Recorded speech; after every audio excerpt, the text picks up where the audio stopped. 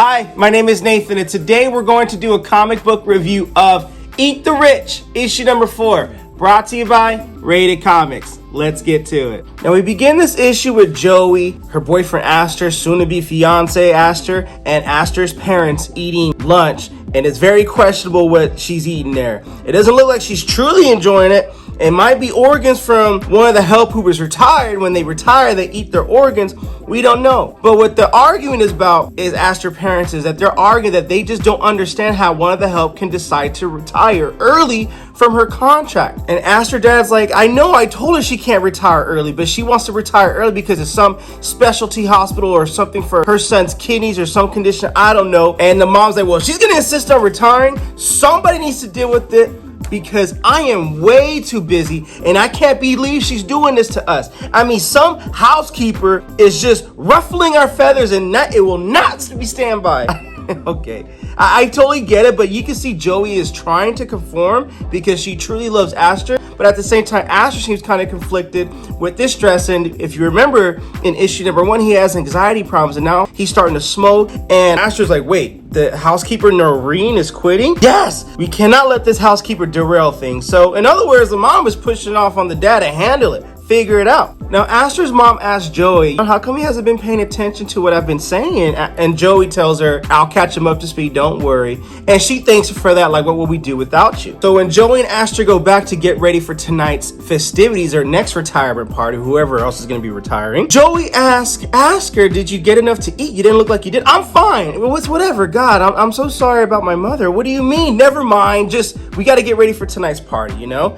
As they get ready for tonight's party, he's shaving and Joey's taking a soothing hot bubble bath, and she asks him, are you nervous about tonight? No, why would I be? And Joey's like, well, you're talking about in your sleep something about a speech, but you also mentioned clown, so I don't know what it was. Maybe it was nothing. And this caused Astor to cut himself shaving. He goes out, he's like, I'm sorry, I'm gonna go out and get a smoke. You want anything? She says, no, I don't want nothing. Now Joey narrates to herself, talks to herself, like, it's not like he wants to answer my questions if I asked anyway.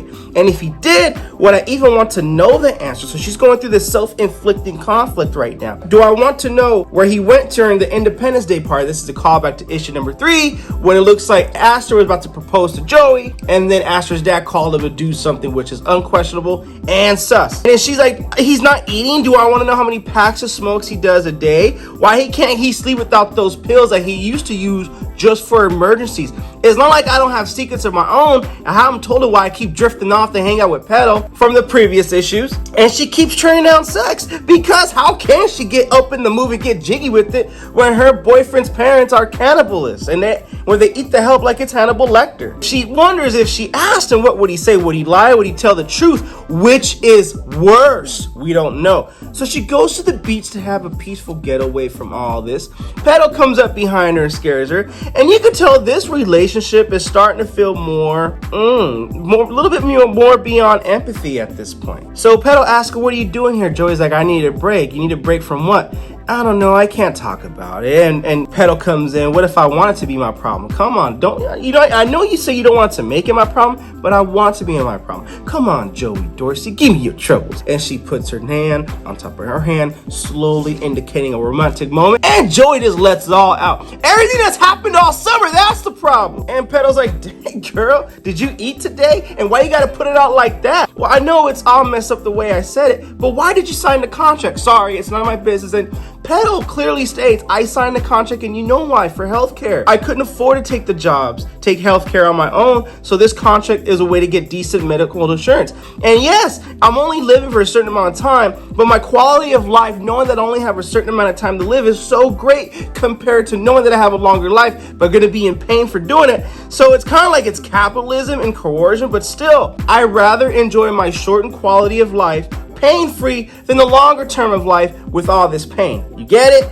Yeah, and Joey has nothing to do but to respect that, but she hates feeling this way. She feels like she could do something better. Does it have to be this way? It just feels like the game is rigged. And then Petal's like, you know what? You're the only person who I met who seems really freaked out by all this. Oh, thanks. And I'm sorry that Astor didn't tell you about all this beforehand and you just kind of got thrown into wolves with all this thing. But I get it. It's like maybe there isn't a way out of this, but at least someone else sees that it's a mess. And then Petal's like, great, I let my emotions out.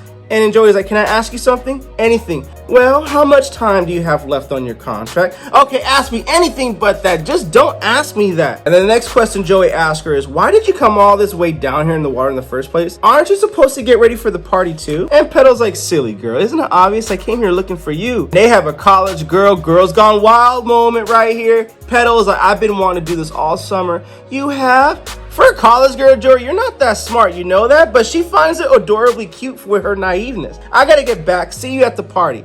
And then Joey has a moment like revelation, like she kissed me so good. Why does she smell so good? She's so far out of my league. And why hasn't my man asked to kiss me like that? You know what? It's not fair to put it on him like that because he didn't warn me about the whole thing. And it's more than that. For the first time, anyone here, including Astor, has acknowledged that I have the right to be freaked out about all this. I didn't realize how badly I needed that kiss until Petal gave it to me. So as Joey's going back to the party, she oversees Pip, Astor's dad, and Noreen, the housekeeper that's quitting, arguing, saying, you need to honor your contract, girl. She's like, no, I want to go to the specialist. I'm sorry. You leave us no choice. Either you fulfill your contract or you let us down. And she's like, I'm sorry to let you down, but this is my son. We're quitting. I have to think about my son's knee. I have to move closer to that specialist. Haven't we been good to you, Noreen? Yes, you guys have. And Pip was like, I'm very disappointed because it seems like I cannot change your mind. And I very, very disappointed. He pulls out a machete meat cleaver. Joey's like, no. Tackles his ass like Ray Lewis back in the Baltimore Ravens kind of day from behind. Quarterback sack. She tells Noreen to run, get a head start. Pip pushes Joey off of him like, get off of me. Look what you did. I can't let her run away. So now he chases her after an exchange of dollar I got. And Joey's like, what? Well, you know, it's not for Astor. Well, you know what kind of person I am. And I'm sick and tired of trying to be the girl that you guys will approve of. And he's like, approve of this machete. And he runs after her, partying on. And she's thinking to herself, well, he's definitely not going to kill me in public in front of all these people, will he? Yes, he will. And these people are getting pissed. Joey's bumping into them, dropping glasses, getting fancy and dirty, so it's not fancy. So she finds Astor and she calls out for Astor, and Astor turns around, gets on his knees, and proposes to Joey to marry him. Right in the cups of her dad, or her father-in-law, soon to be father-in-law, if she accepts the engagement, is about to just turn her into Benihana style filet. What are my thoughts on the book? You already know my thoughts. I got pretty excited reading this book. I thought it was great. This is a fun read. I'll give it a 9 out of 10. I'm looking forward to see how the next issue, how it concludes. I mean, to me, this is more like Get Out meets Cruel Intentions with a little bit of salt-based style of Hannibal Lecter. I dig this book. It's fun. If you wish to add this comic book to your comic book collection, link in description, by the way. With that being said, Eattherich, issue number 4. What you guys think of the comic book? Comment below, let me know. And also, if you like the content we're throwing up, you know what to do. Don't be shy, don't be stingy. Here at Rated Comics, we do awesome comic book reviews, comic book related content with the occasional comic book giveaway. Thanks again for watching. Until next time.